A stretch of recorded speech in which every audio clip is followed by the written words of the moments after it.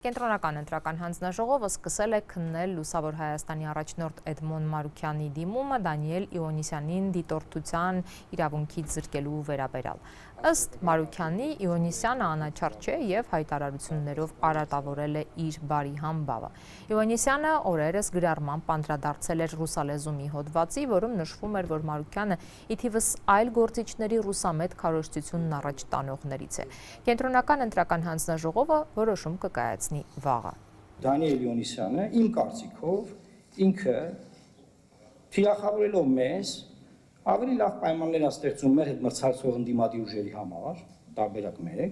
տարբերակ 2, նա աջակցում է դրանով իշխող ուժին։ Հիմա ես հասկանում եմ, որ ինքը կարող է իր հայացքներն ունենա, իշխող ուժին էլի աջակցի, թող գնա ընտրի։ Բայց եթե պետք է գա հավատարմագրվի ձեր մոտ, հետո որպես անկախ դիտորդ հանդես գալով մեզ թիրախավորի, հանրության մեջ մեր էլեկտորալ հնարավորությունը փորձի սահմանափակել, մենք ակնկալում ենք կենտրոնական ընտրական հանձնաժողովի միջամտությունը,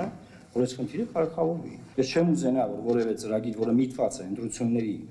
արդարության, թափանցիկության, օբյեկտիվության, ժողովրդի կամքի վերջնական արձանագրման ուղղությամբ որևէ ծրագիր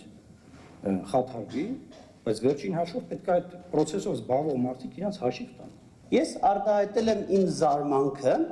տեղի ունեցած փաստի վերաբերյալ։ Փաստը այն է, որ ինչ-որ կայք հրապարակել է ինչ-որ բան։ Եվ ես դրա հետ կապված զարմանքս եմ արտահայտել։